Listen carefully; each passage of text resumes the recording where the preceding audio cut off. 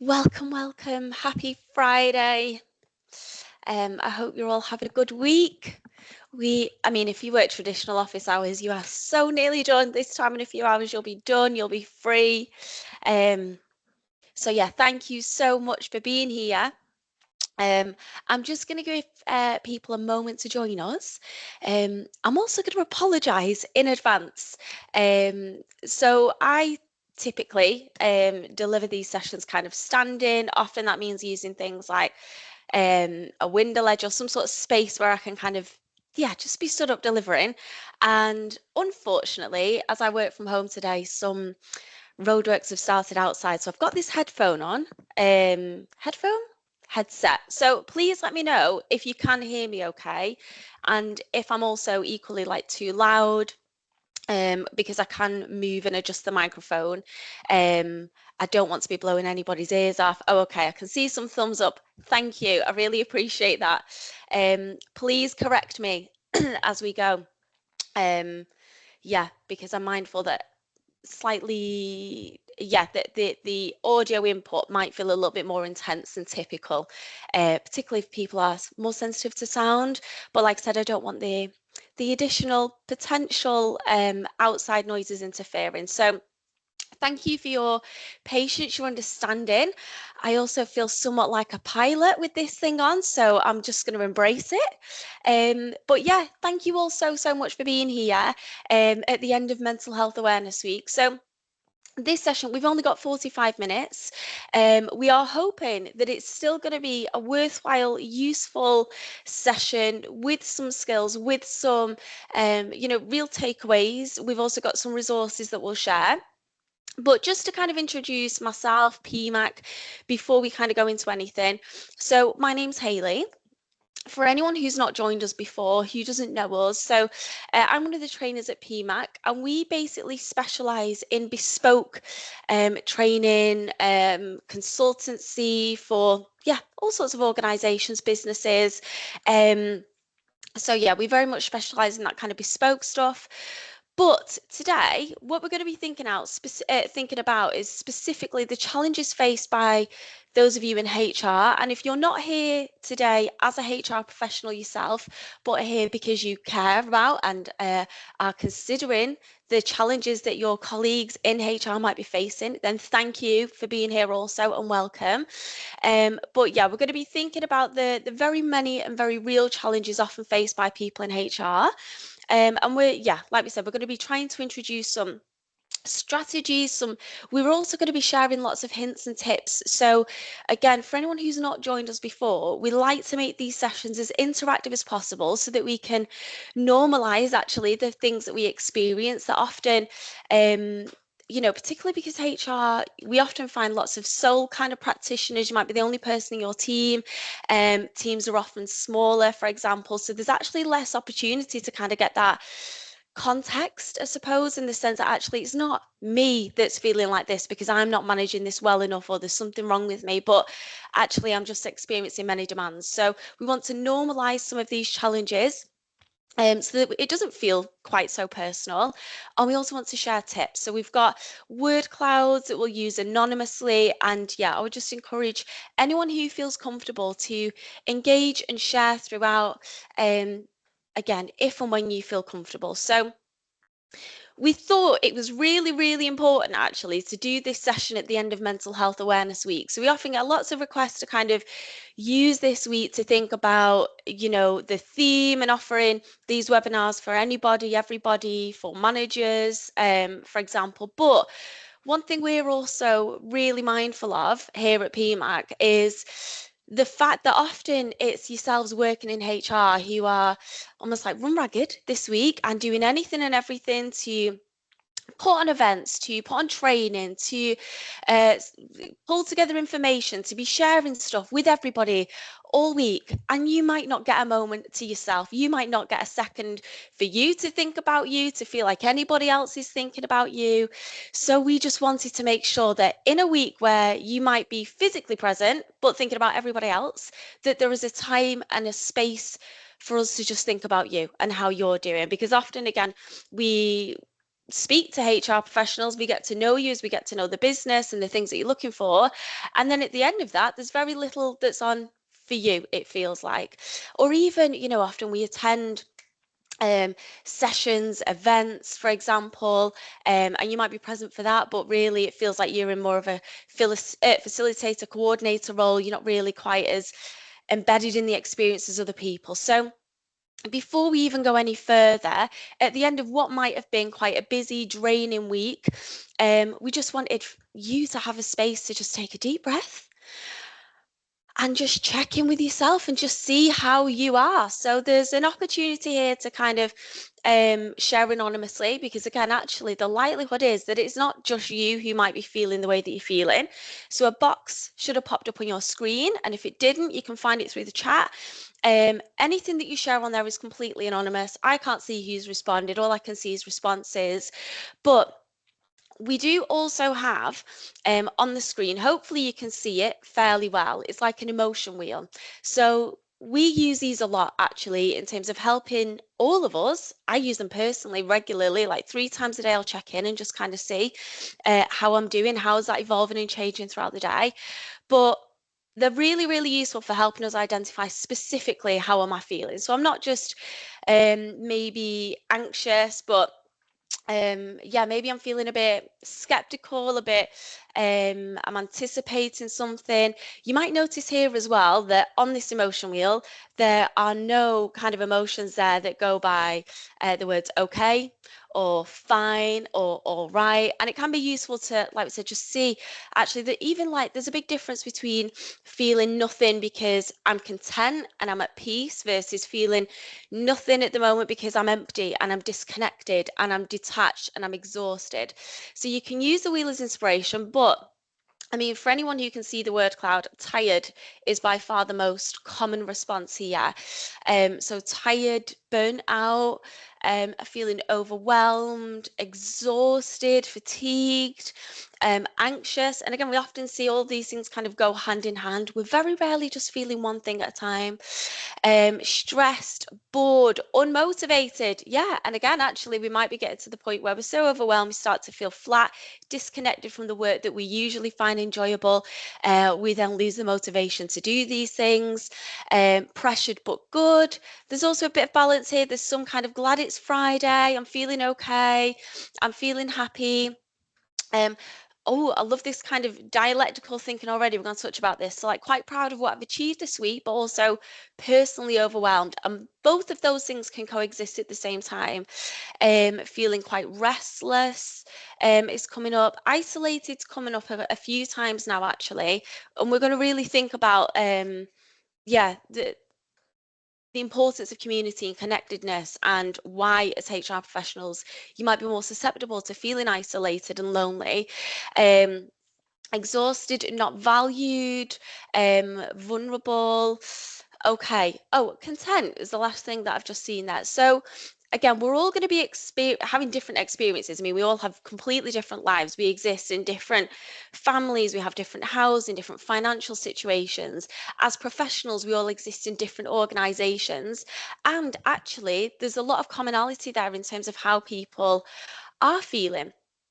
So, like we said, we're very, very mindful that often we're having lots of conversations with people in HR. We're trying to develop relationships, understand the challenges. That also means that we get to understand the individuals that we work with a little bit and understand the very unique and quite high pressures and stresses that you might be facing. And then at the end of that, like we said, often there's not really an awful lot that's thought about and put in place for you. And we're very, very mindful of the significant responsibility, the high workloads, the lots of pressure that you might be facing almost consistently. And, when we were kind of looking at studies and reports to really try and get a grasp of the impact, like within the UK, there was a report that we found that 52% of HR professionals had experienced burnout in the last 5 years. Enormous, that's just over half. 34% had considered leaving the industry in the next year. 38% felt they had an excessive workload. And just as a couple of people touched on there as well, 1 in 10 were reporting feeling undervalued in their roles. So We are very, very mindful that that's all well and good in terms of like what the reports are saying, but we really just want to take a moment to hear from you. You are the experts in your experience. And we just want to take a moment to really acknowledge the many real challenges that you might experience as a HR professional. Because again, actually, there might be some commonality here. We might not be as alone in these experiences as we might feel. Also, as well, it can be reassuring sometimes to just also hear that other people find these elements of the work tricky as well. It's not just me. It's not just that I just need to be continuously focusing on improving and developing, but actually some areas of the role are just challenging. So, like we said, we want to give you a little bit of a time and space to just acknowledge some of the challenges you experience. And these, they don't have to just relate to your work, but the fact that you're doing all of this work and also existing in the context of your life, and you've got other responsibilities, other personal challenges that you might be experiencing. But yeah, just want to, like we said, have that space to kind of acknowledge your reality before we then think about strategies and things that we hope might be useful. So, immediately the first response that kind of caught my eye in amongst all of these was like feeling like the baddie. And yeah, if you are constantly feeling like you're the bad guy because you're representing the employees' needs at time, you're representing the business needs at time, that consistent feeling that I'm, seen as this baddie, seen through an unfavorable light, despite the fact that I'm absolutely doing my best and I'm in this role because I care, is really, really quite profound and impacting. Loneliness is coming up, lack of, again, employee understanding, trying to balance the employee needs and the business needs and decisions, having difficult conversations, having to try setting and sticking to boundaries, the weight of responsibility in having a role in potentially significant life-changing decisions for the people. Absolutely. If you're involved in um, whether that's hiring, whether that's disciplinaries, redundancies, the weight of feeling like you're having quite a big like I said, a big role in these decisions that will significantly impact somebody else's life. That's a lot of responsibility to hold. And one thing that we've kind of been reflecting on as well is that given the weight of the responsibility and the pressure and the role being one where you're constantly thinking about other people, it doesn't seem, we certainly haven't come across yet any HR professionals that are getting any sort of reflective supervision that other people in kind of caring roles where they carry this much responsibility for others might receive. So there might not even be a space for you to go with that.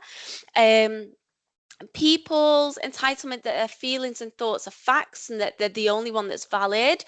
Um, Images by employees that HR has a negative function. Yeah, and if employees see you as like a representative of the business, that's going to impact your relationships with them. It's going to take a lot more time, energy, effort from you to build the rapport from there. So this kind of sense of like feeling like the bad guy keeps coming up, frustration when advice isn't taken and it results in issues. Yes, and we're going to touch on this in a moment actually, because if you're from the business perspective seen as like a support role, you might not be getting the opportunity to be heard and have your perspectives considered when big business decisions are being made that are going to impact the functioning, the processes, procedures, which ultimately you might be kind of left managing. So that kind of feeling overlooked can be, again, lead to more challenges for you, essentially, what feel like directly unrealistic expectations, being blamed for the culture. Yeah, absolutely. And you are only one small part of a huge organization. You cannot be responsible for everything, and yet you might feel that way. Other people might place those expectations on you. Somebody also just shared like being expected to have all of the answers all of the time. Um, Manipulative staff, absolutely. Employment laws, yeah. So being constantly aware of things, having to stay up to date with employment laws, carrying the weight and the pressure of getting things right all the time to prevent any kind of comeback on the business. Again, enormous pressures. The workload being too high, things being repetitive. Absolutely. So there might be that bore out potentially at times, often very reactive, reacting to situations, not enough time to work on projects to create a better culture and prevent incidents. Um, Yeah, there's so many things here. Being an emotional sponge, carrying too much, feeling disconnected from other people.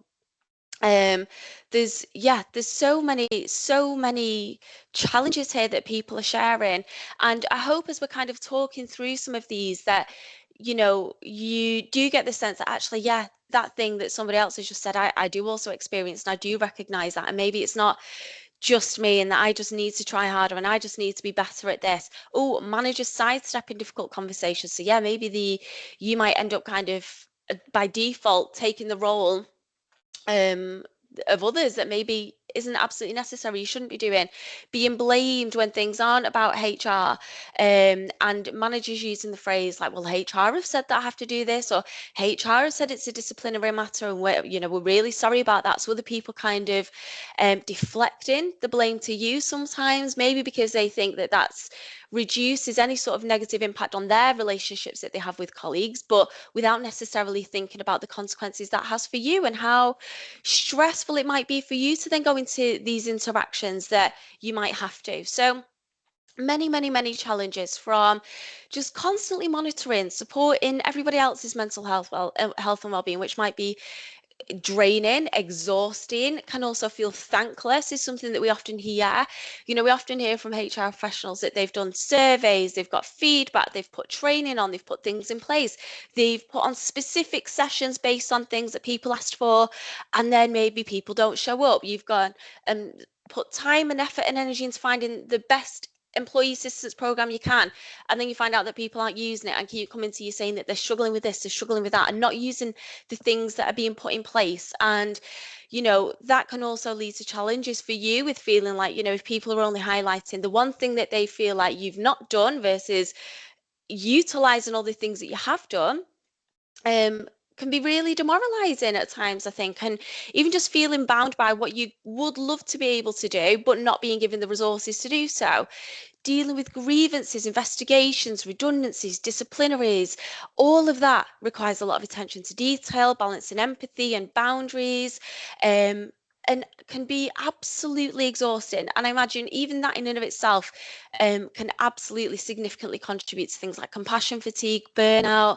You might even have to implement decisions that you wouldn't personally be making, you might disagree with, in terms of it doesn't align with your values, with your own kind of morals, ethics.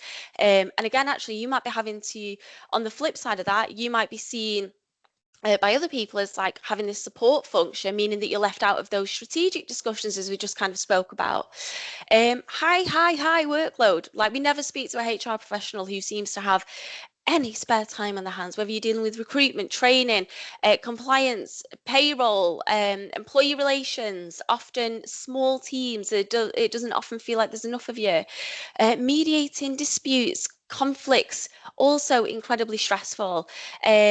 Managing crises all the time, like somebody just said, if it feels like all I'm doing all the time is firefighting and there's never any time to kind of implement things to prevent these things happening, whether it's investigations, incidents, accidents, harassment in the workplace, mental health issues, feeling like it's a constantly reactive environment does mean that you potentially feel like you're constantly on edge, waiting for things, anticipating things, which again can significantly impact mental health and well-being. Um, Having to stay up to date, like we said, like being compliant with things, all of which in and of itself can be very, very challenging. And then we think about the internal pressures that we might also put on ourselves. We might hold ourselves to very high standards. We might experience guilt. We might internalize other people's negative feedback when they don't know all of the things that you're doing. And they just, again, they are unfortunately seeing you as some sort of representative of something, as the person that's making a decision that they don't like. That can be really difficult. This sense of feeling overlooked and undervalued feels quite profound, and it can be quite isolating. Um, which might mean that, again, your work life balance is impacted. It becomes harder for you to switch off. And again, you might be thinking about putting all sorts of policies, procedures, training in place to help everybody else to improve their work life balance and to help them to switch off from work. And you might not feel like you have the opportunity or the benefit to do the same because there is so much and it is so important and things can't just wait, essentially. And that's without even considering the many, many stresses and pressures that you might be experiencing outside of work, like with your own finances, like experiencing your own bereavements, like challenges with childcare, your own children being sick, challenges with fertility, challenges with your health. Um, we're also aware that it's quite a female dominated industry. So you might also be experiencing challenges with your own PMS, PMDD, perimenopause or menopause, neurodivergence. And yeah, that in and of itself can lead to an increased risk of experiencing burnout anyway, an increased risk of challenges with feeling like you are as embedded and as accepted as part of the team, that your social interactions are going in the way that you would like. There's so many challenges that can come with that in and of itself, carer responsibilities, and so on and so on and so forth. So, like we said, the reality is that it can be incredibly challenging for you, and it's nobody's fault if anybody here does find yourself struggling at any point. You are human. We all have limits, and just kind of on the face of it, actually, from us at BMAT, kind of externally looking in, often it seems like you are dealing with so much more potentially actually than other areas, other functions of the business, and aren't getting the same support because, like somebody said, you might be the emotional sponge, you might be the person that everyone defaults to when they're struggling, and there might not be quite so many places for you to go. So, one thing that we thought might be just useful, I suppose, to think about as we move into strategies, things that hopefully might help. We're not going to say that this stuff takes away the challenges whatsoever and that now everything's going to be easy breezy. We're not saying that this takes away the systemic issues and challenges that you might face. And two things can be true at the same time. It's not our fault that there are so many stresses, pressures put on us. And it can be up to us and our responsibility to do the absolute best that we can with the skills and the tools that we have. So, understanding that kind of dialectical thinking that two seemingly opposing two things can be true at the same time can help with reducing the need to find an overarching, okay, well, if I can just make amends with this, if I can just get this thing right, then everything will be better. If I can just shift my perspective, then things will be better, because there is no kind of life isn't that black and white essentially. And again, there is actually a lot of kind of conflict and duality within your roles. So to think about even just that aspect of it, and the fact that it can be really, really difficult to feel like you're balancing meeting the needs of the business, meeting the needs of the employees, um, particularly if we aim to try and feel like we've done the best that we can, we've tried to make everybody happy, which just might not be possible.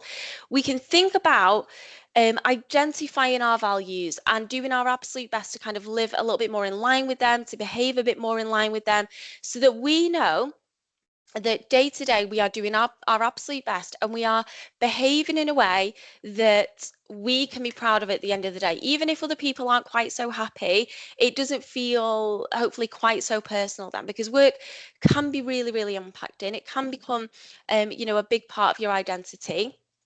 And values can kind of help get a little bit of space and distance, I suppose, from how we think other people perceive us, which can be really distressing and impacting. How we perceive ourselves, maybe based on outcomes, for example, of like particular meetings and other decisions that might have had to take place. The reality being, you are so much more than those day-to-day kind of situations, the rules that you're bound by, the policies, procedures. And the reality being that, if actually I was to ask anybody here, if I was to ask your best friends, your partners, I don't know, your childhood best friend, people in your life that love you and value you, if I was to ask them, who are you? Who is, who's James? Who's Peter? Who is Katie? What is it about you that they love? It would take a long while, actually, statistically, realistically, for your job title and your role and the things that you day to day in work that can be really impacting for us. It would take a long while for those things to come up. Typically, what they recognize and love us for are our qualities, our traits, the values that we embed. So, what we want is to kind of have these values a little bit more at the forefront of our mind, just to kind of help us navigate these day to day stresses, demands. Because with values, it's more about not what has life told me, what have other people told me about who I am, but what kind of person would I be proud of myself for being? And it's a bit more, I suppose, about like the journey versus the destination. So, like with things like goals, for example, they can be useful. And essentially, what we also kind of do with goals is like we delay our joy, we delay our sense of achievement. It becomes harder if things don't go the way that we hoped, if we're kind of aiming for particular outcomes. Whereas values-based goals, values-based living, really they serve a whole lot of important function. They're protective factors against, burnout, against challenges with our mental health. It helps us to kind of manage setbacks better. If we know the kind of person that we want to be, that we're trying to be, that also helps us kind of inform our behavior day to day. It moves us towards feeling proud of ourselves. It helps to develop our sense of self-worth, can improve things like our confidence, essentially. But importantly as well, values help us to kind of not just kind of make sure that we're treating everybody else well, because again, I imagine that as HR professionals, you're constantly thinking about other people and what you're doing to support them and build empathy and do right by them. But it also allows us to start looking after ourselves, because again, this is something in any kind of caring or purpose driven role, we tend to find that individuals working within those spheres tend to put their needs last, essentially. So, for example, if I know that I really value patience, just day to day, if I've got some reminder of this somewhere, and personally, I will use things like I've got my values on like a bit of an image on my phone background, they're on my laptop background, so that every day I get even like a subconscious reminder of the things that are most important to me. But if I know that patience is really important to me, that might mean that I notice when I'm starting to become irritable, defensive, if somebody's blaming me, accusing me of things that aren't actually my responsibility.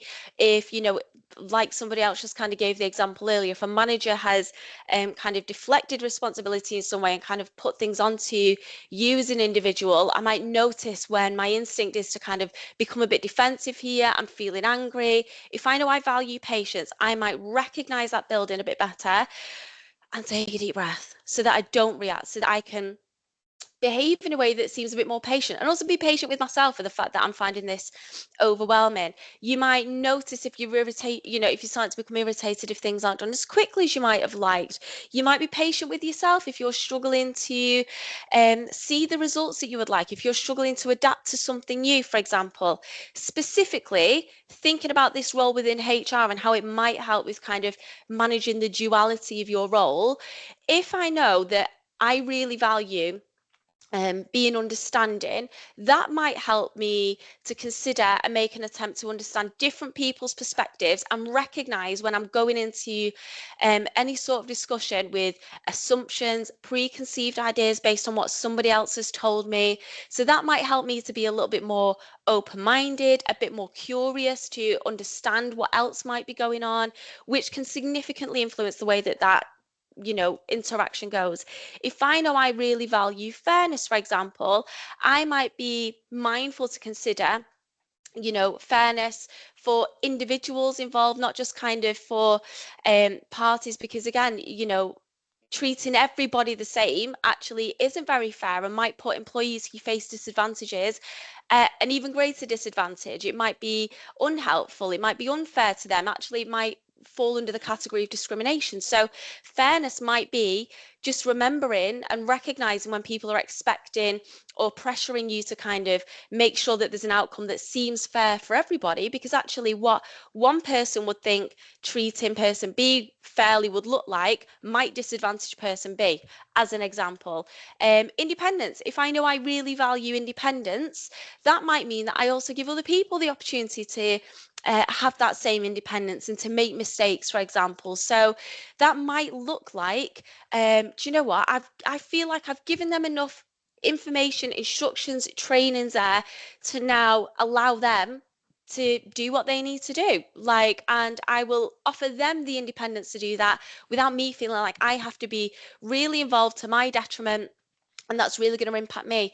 It might also be that it helps us to recognize hyper independence in times when we're trying to do everything ourselves because it feels easier to do, and because then other people can't let me down, and I won't have to go back and kind of correct things. Like, I can recognize where my independence and my my value in independence might also impact me in a way that I'm not anticipating. In the same way that for me personally, one of my values is determination. And if I only focus on determination without considering that I also value my health and I also value fun, then I can kind of do too much for too long to the detriment of other things that also matter. So we've got worksheets that we'll send. We'll send a link to these in the chat so you can download them yourself and have a practice of them to really help you not only identify what your values are, but also what can I do with this information? How can I implement this to support me and my well-being? So we just invite you for a moment to kind of just think about, you know, um, some of these prompts. I think the what 3 words or 5 words would you currently use to describe yourself? And are there any words that you would like to be able to use? That can be a useful indicator of the things that I value that maybe I'm not kind of as aware of at the moment and I'm not kind of practicing quite so much at the moment. When do I feel proud of myself for, and what is it that I've done? So when somebody mentioned earlier that they feel proud of all the things they've achieved this week, what is it about these achievements that help you to feel proud? So it's we want to kind of shift away from just outcome based recognition, because again, particularly working in HR, outcomes can be perceived in all sorts of different ways. The outcome that might be best for the business might not be the outcome that an individual wants, and feeling kind of in the middle of that can be really tricky. However, I can be proud of myself for staying calm, for example. I can be proud of myself for being as fair and as balanced as possible. So I mean, I'm hoping that for whatever reason, for me at the moment, any sort of imagery is kind of quite blurred. So I'm hoping that this is coming up quite clear. But here's just a list of some examples of values. So again, for me personally, I value first and foremost at the minute, the most important thing to me is compassion, followed by curiosity, and the two tend to go well hand in hand. I value health. I value fun as well, because actually, if I only ever prioritize health, that might mean that I don't also do things sometimes that would just add a bit of spice to life. Lastly, I value determination. I'm not trying to remember too many things at once, but I know that when I look at this list, the things that kind of stand out to me are that sense of compassion for other people, for different people who might hold opposing views in the same situation. I can try and have compassion for both of those perspectives. um I might also then need to think about expanding and extending that compassion to myself. So again, it's not just about how you treat everybody else, but also how you treat you, because we cannot let you kind of go completely unnoticed and overlooked, as we might sometimes feel within businesses. So this is an exhaustive list. There are so many other things that we can value, and there's no right or wrong here. You can value materialism. That is absolutely fine. But if we know that that's what we value, we can start to, again, set reminders to kind of behave in line with kind of pursuing a life that we're prouder of, that isn't quite so reactive as can be the case otherwise if we're not quite so aware of these things. But like I said, it can be useful to just take a moment and reflect, like, what of these kind of values, of these words, is there anything that immediately stands out to you, and kind of make a note of it, whether that's kind of sharing in the word clouds, again, anonymously, just making a note of it somewhere.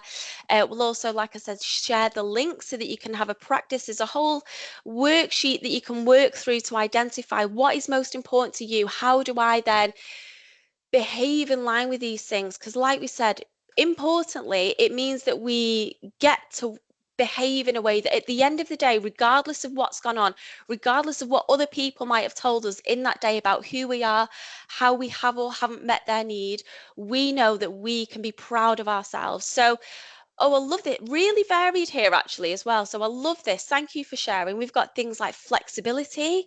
Yep. And that might mean that we are also flexible with ourselves. Maybe at different times we don't have the same capacities we did last week because this week has been so stressful and draining. So maybe we're flexible even with the expectations we set on ourselves. We can really think about how we apply this principle in so many areas of our lives.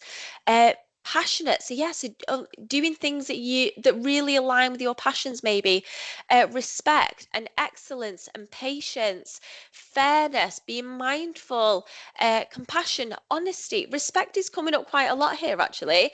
Authenticity is now coming up. a few times. So that's brilliant. And again, knowing that it's important for me to be as authentic as I can might mean that, again, in situations, conversations where it would be easier because maybe I don't feel quite so connected to these teams. And so when these people that I'm now interacting with are talking about things in a way that I don't agree with, if I know that it really matters to me to be authentic, I might not get sucked into conversations that later on leave me feeling uncomfortable because I just, in that moment, I wanted to feel a sense of connection and it was easier to do that. Give and take, yeah, which might mean that as well, we become better at communicating and setting boundaries because it's not all one way.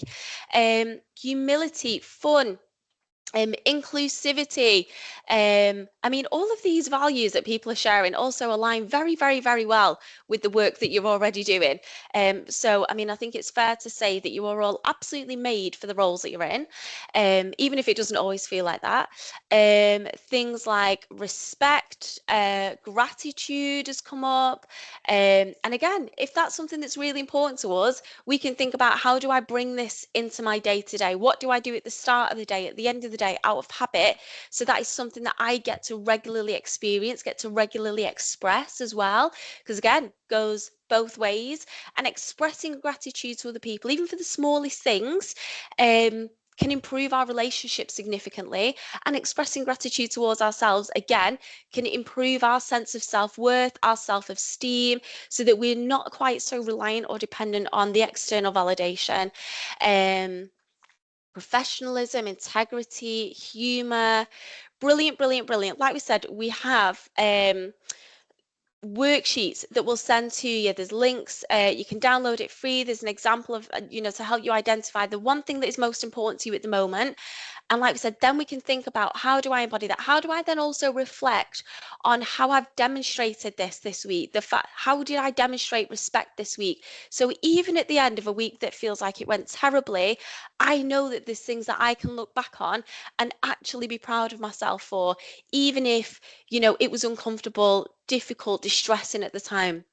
So values-based living really moves us in a direction that we are prouder of and where life feels more meaningful and purposeful, even if it isn't easy necessarily. And values, um, you know, can include compassion. And also, we're not always going to be perfect. Realistically, we are not always going to behave in line with our values because of overwhelming emotions and urges, and because of stresses and pressures and feeling alone, and because we're exhausted at times, and because we forgot about this. Honestly.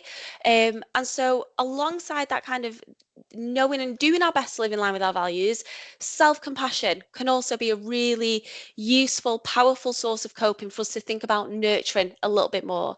So we like this quote from Dr. Kristen Neff, who's a bit of a leader in self-compassion, where she describes self-compassion as the process of turning compassion inward. So all that compassion that you so readily give to everybody else, to the point that you're completely exhausted, drained, you've got nothing left for yourself, we try and practice turning that inward even just a little bit. We are more kind and understanding with ourselves versus really self-critical when we make mistakes, or we don't feel like we've done things perfectly, or we fail, which is inevitable. And in those moments, rather than kind of being cruel to ourselves, hurting ourselves even more so, we do our best to kind of meet our needs actually and treat ourselves like a human being who is doing their fundamental best. So there's a few different branches to this. So a couple of people have already spoke about mindfulness in terms of the things that they value, and mindfulness is a branch of self-compassion. So being able to accept that in this present moment, I might have thoughts that I don't love, I might have feelings that are really intense, that are pushing me to behave in ways that I'm struggling to kind of override, and that is just how things are in the moment, and things will change, and not judging ourselves for having any sorts of experiences. Alongside that is this kind of concept of common humanity, which again is really important in HR, because the reality is you are a human as much as anybody else. You also have needs. As social creatures, you also need to feel valued and cared for and a sense of belonging. Community is really important, and it might not be quite so inherently there in your types of roles. And importantly, not everything is achievable, and also not everything is sustainable or maintainable. Just because you've managed to do something doesn't mean that it is sustainable, maintainable without coming to detriment. to yourself. And then lastly, kind of thinking about doing our best to meet our needs, treat ourselves with kindness through the way we talk to ourselves, the way that we treat ourselves, not treating rest and self-acceptance as something that we have to earn, not treating kindness to ourselves as something that we have to delay and earn, for example. So in action, that might look like, noticing that I'm really overwhelmed and I'm talking terribly to myself and I'm really tense and distressed, and pausing and just noticing, being mindful, like, I notice I feel really overwhelmed, I'm doubting myself, and actually in this moment, I'm doing my best. We're a small team. I am juggling a lot. I don't have to deal with everything on my own. I don't have to be perfect. What do I need right now? What would help me to cope? Essentially. So, learning to kind of calm ourselves, soothe ourselves, whether it's through the way that we talk, the way that we treat ourselves, the things that we do more often than not. Do I let myself have lunch? Or do I constantly tell myself that this thing for this person, that thing for that person is more important and I have to do it? They need this right now. Do I give myself time and space to feel emotions when they come up, or do I try to suppress them and minimize my experiences and dismiss what I'm experiencing? When we are stressed and under pressure, for any of us who, can be quite critical anyway, that instinct to criticize ourselves can be kind of instinct, when actually in these moments what we need as a human, as any other human does, is care and comfort, and there might only be us that can meet that need in that moment. So just taking a moment to kind of reflect, share ideas, what kind of things actually do help you to feel calm, to feel safe in moments of overwhelm, to feel soothed, essentially. We all need this to help kind of counteract big, intense emotions. So people are saying things like meditation, reading a book on lunch or going for a walk, being outside, spending time with my garden, breathing, yoga, walking away from everyone, absolutely. Giving yourself permission to move away from anyone and everything that's causing you stress or distress. Talking to a friend, having a catch up with somebody else, taking time with family and friends, getting a takeaway coffee, and all of these, most of these are just quite small things. Validating my experiences, reflecting on positive outcomes as well. Nature, spending time with my horse, spending time with God. Um, like I said, actually, lots of these things are quite small. So thinking about what is it that helps me and how can I be doing this more often, essentially? Because again, unfortunately, we need that sense of feeling safe and soothing. And again, if you are in small teams, you're the only HR professional there, community might not be quite so readily available. And actually, time with other people can be soothing as well. And again, the theme for Mental Health Awareness Week this year has been community, because it's been so important. It can offer a buffer against the stresses and pressures of life. And everyone's sense of community is going to be different. Even within the same team, we've got different relationships with the same colleagues, different hopes and needs from relationships. We're all perceiving the same interactions, dynamics differently. So if we can just take a moment to share, as HR professionals, where do you get your sense of community? It can be things within work, it can be things outside of work, it can be, I don't know, HR groups, events, just anything that we can share from experience does help us to get that sense of community, being valued, a sense of belonging, so that other people can also get that opportunity to feel that sense of respect, or acceptance, value, belonging. So people say HR ninjas is coming up a few times on Facebook. So if anyone's not a part of HR ninjas, that might be useful. Volunteer networks, yes, maybe volunteering, being in the office with the team because everyone works remotely, going to the gym, spending time with friends is coming up. Yoga groups, LinkedIn, team collaboration days, other people saying that they don't have the same sense of community. So that's, you know, useful information that this is an area of our lives that we might be able to spend a little bit of time and energy nurturing. We can look at things like social prescribers through your GP, who can help try and develop this sense of connectedness and community. All stop days has just come up. Also looking at things like Hub of Hope and seeing if there are other groups in your area that you become involved with. Employee resource groups such as Women in Tech, Abilities, Fitness, local HR forums that are face to face, social media, going to church, running clubs, collaboration days. So there are ways, hopefully, of trying to develop that sense of community. And again, just even sharing stuff in the chat for a moment, if there is anything that again might be useful for the people to belong to hear about, to benefit from, would be brilliant. And also that self-compassion that we've already spoken about can help us to recognize and remember that we also deserve work-life separation as much as everybody else does. And it can be really difficult when we really care about our roles, but just some things that you can think about doing. I'm really conscious of the time and how busy you all are. We can think about, how we end the day, whether it's, finishing the day with tomorrow's to-do list, having a shower and physically changing our clothes, limiting conversations about work, ending the day with a gratitude list, ending the day with your to-do list, reasons that you're proud of yourself. It can be doing something that you enjoy, something relaxing. It can also be sending yourself an email, particularly if it's been a really difficult day, reminding yourself of all the reasons you should be proud, everything that you might need to hear tomorrow if you come in and we're feeling stressed, we're a little bit anxious, we're a little bit on edge. We can practice being the person that meets that need. But like we said, just some little hints and tips there. But I am really, really conscious of the time. Thank you so much to everyone for being here. Like we said, we will share. I'll quickly try and post it in the chat, the link to the worksheets to help you identify your values and think about what we do next with that. Like we said, we unfortunately we can't take away all of the challenges. We wish we could. That would make life a lot easier for you all. We can't promise that these things will make everything so much better, and they might still be worth doing and thinking about and trying to practice. They can make day-to-day life more bearable. And we quite like this quote, particularly in relation to the values, in relation to self-compassion, and in relation to the fact that, as people said, you can feel like you are sometimes seen as the baddie, you don't get the same sense of connectedness. We like this quote to kind of end like, it's not your job to like me, it's mine. And the more we can like and accept ourselves, the less we need the approval of other people. We know we are doing our absolute best. We are not perfect. We cannot make everyone else happy all the time. And you are also somebody who deserves to feel happy. So thank you all so much. I've just noticed in the chat as well, can you share the emotion wheel? Yeah, I mean, there are so many different versions of it online, actually. Some are more complex, which might be better. Some are more simplified, which might be better for some people. We don't want to overwhelm. So there's loads of different versions.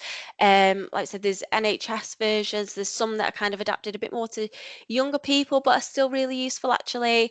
But yeah, there are some that we can kind of send.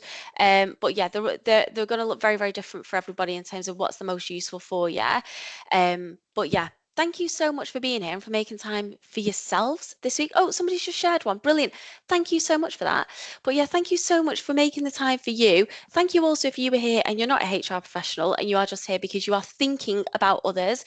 Remember, actually, it's not just you. We've had 100 odd people here today who experience similar challenges, who feel similarly to you, and fundamentally every single one of you is doing your best. You deserve to feel heard, supported, recognized, and sometimes that means that we need to meet that need ourselves. But look after yourselves, look after each other, take care of yourselves. Thank you so much, and hopefully see you on another webinar in future. Thank you so much, everyone. Have a peaceful rest of the week. Thank you. And yeah, see you again, hopefully in future. Bye for now, everybody. Bye.